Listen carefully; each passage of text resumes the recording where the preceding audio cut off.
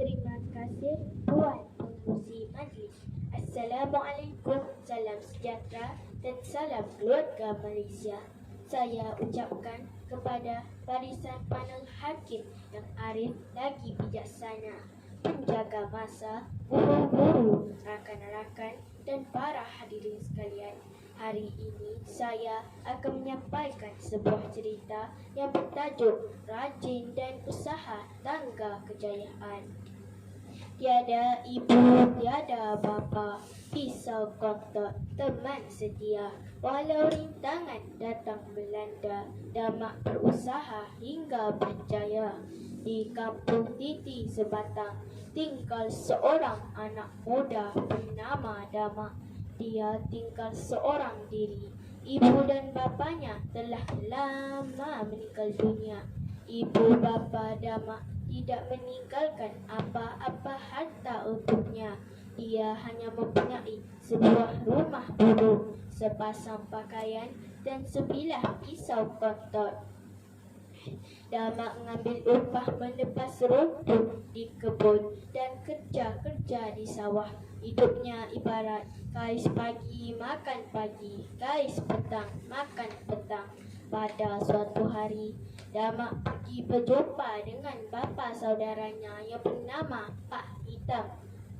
Damak tidak lupa membawa pisau kontotnya. Pak Hitam dan Damak berbual-bual hingga tengah hari. Sewaktu hendak pulang, Pak Hitam menepuk bahu Damak sambil memberitahu firasatnya bahawa Damak akan bertambah miskin.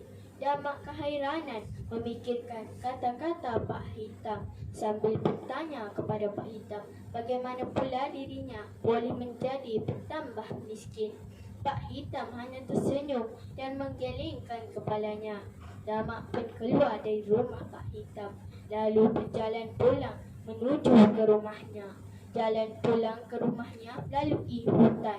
Tiba-tiba dia ternampak sang kancil. Sang kancil sedang minum air di tepi sungai.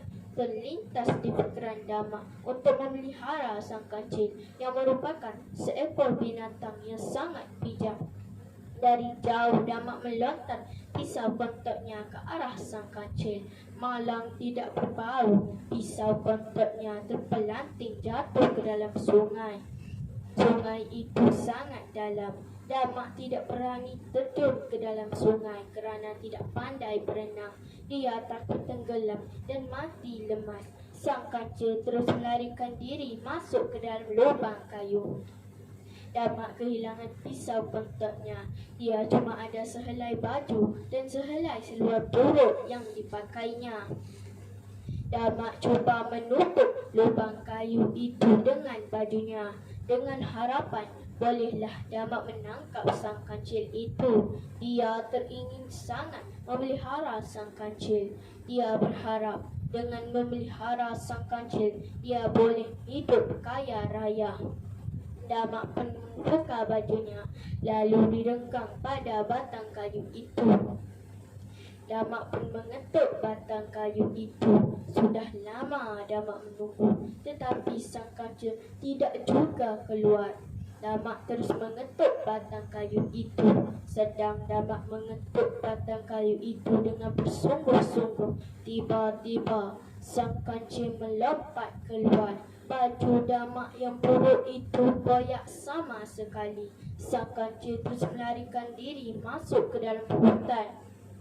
Kasihan, Damak tidak mempunyai baju lagi. Tinggallah sehelai seluar buruk pada tubuhnya. Sungguh malang nasibnya. Keesokan harinya, sekali lagi Damak pergi berjumpa Pak Hitam. Damak memberitahu Pak Hitam bahawa firasat Pak Hitam memang benar. Pisau kontotnya hilang dan bajunya pula koyak rabak. Pak Hitam tersenyum lalu memberitahu Damak bahawa Damak bukannya miskin tetapi kaya raya seperti orang lain juga.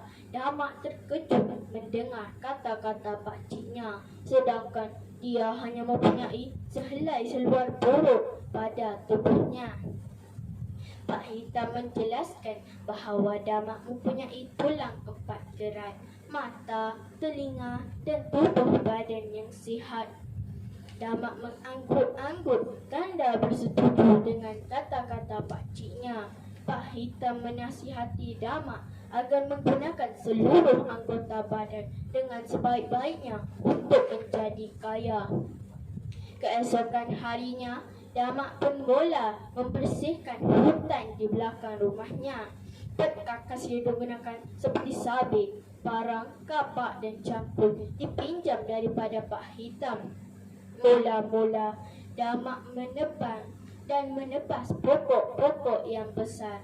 Kemudian, Damak membakar batang-batang dan dahan-dahan kayu. Setelah bersih, Damak pun mula mencangkul dan mengembur tanah. Kehidupan Damak mulai senang. Rumah yang buruk sudah dibaiki, pakaiannya juga sudah berganti. Selain menanam sayur-sayuran, Damak juga menanam buah-buahan seperti rambutan, durian, manggis dan langsat. Buah-buahan yang ditanam oleh Damak juga mengeluarkan hasil. Ramai peraih buah datang ke dusun Damak untuk membeli buah-buahan. Kacang, terung, timun, petola ditanam Damak sebagai usaha. Dulu miskin, sekarang kaya. Berkat tulang 4 keratnya, kehidupan Damak bertambah senang dan bahagia.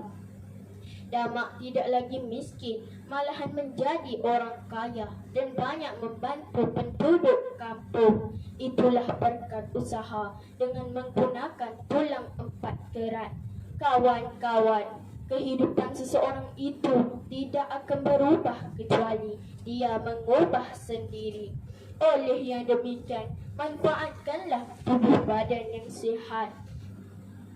Tulang 4 kerat yang Tuhan beri untuk mengubah kehidupan kita. Janganlah kita mengharapkan belas kasihan orang lain untuk meneruskan hidup. Kita perlu berusaha sendiri untuk berjaya, kerana rajin dan usaha itulah tangga kejayaan. Pagi-pagi ke pasar tamu, pergi menjual hasil tanaman. Rajin berusaha tanpa jemu, itulah resepi tangga kejayaan. Sekian dan terima kasih.